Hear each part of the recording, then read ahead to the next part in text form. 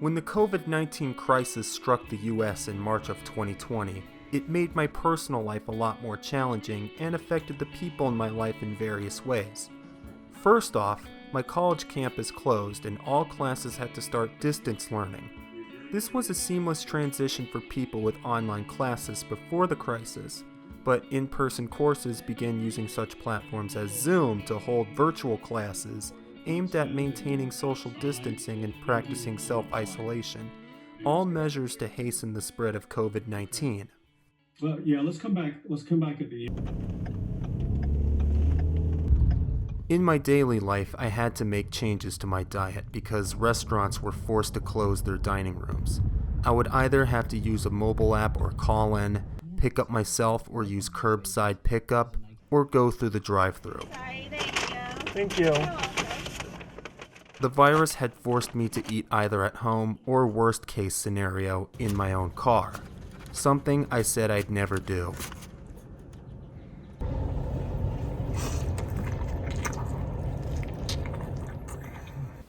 New buzzwords became part of our everyday vocabulary. For example, the workforce became categorized into two words.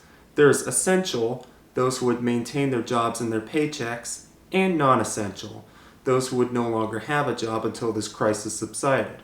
I was dubbed as essential, and my job became vital for the safety of our customers. My job is at Lowe's, where my family refers to me as the cart wrangler.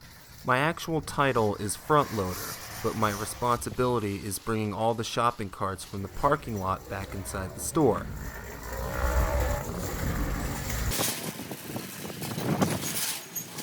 Ever since the word corona became synonymous with a virus and not a beer, I have had to spray all the carts with a disinfecting solution of water and bleach to prevent contamination and the possible spread of the virus. Turns out, bleach successfully kills the virus in less than 5 minutes. As of April 25th, Lowe's ended the practice of using bleach as a virus-killing solution. Supposedly, a child got bleach on his shirt, resulting in an alleged burn to his skin. Now, I have to clean carts with a pink disinfectant solution. I was told this mystery liquid is a lot more effective than spraying bleach, and rightfully so. This has resulted in increased hours, and the part-time job I have enjoyed the last 2 years has basically become a 40-plus hour full-time position. On April 2nd, Lowe's announced they would be paying all hourly employees an extra $2 per hour as a thank you for our hard work and service in response to the pandemic.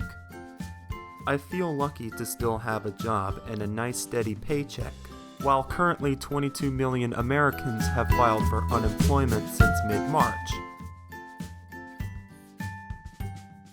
My dad is in a unique position with his job as a pilot for United Airlines. He voluntarily accepted a 50% reduction in pay for the next 5 months, but did not lose his job. He won't be flying the friendly skies again until September 1st. He gets to stay home with my mom, a retired teacher, and together they've been working seemingly full-time on home improvement projects. Something they've been doing for as long as I can remember.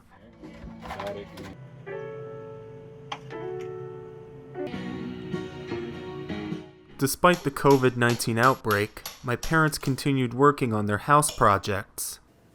Our long-range plan has always been to sell the house. And John really doesn't like to hire contractors, so we've done most all of the projects ourselves.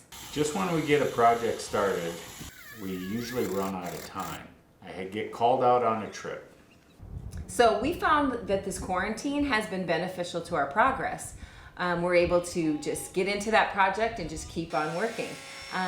The only thing that really gets in our way is the weather. And then my partner over here, he gets tired, so we'll take a break. But we do walk the dogs twice a day. Yeah, and while we walk the dogs, we've been listening to audiobooks, which is something we hadn't done before Rona arrived.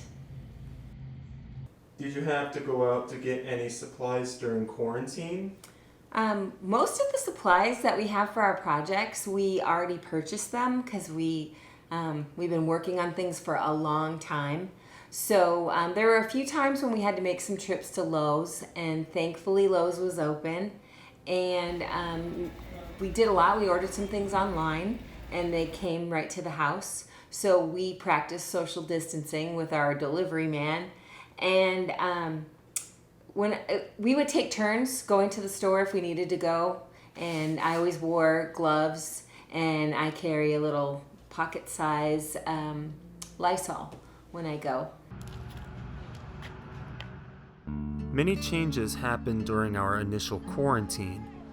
My parents are spending a lot of time together happily working on the house, walking the dogs, and listening to audiobooks on their daily strolls. As for me, I continue to rack up the hours at Lowe's and focus on my college coursework. I'm not sure what the future holds and when we might expect to get back to normal. I suspect there will be some sort of new normal where people are a bit more conscious of the things they touch and the places they go.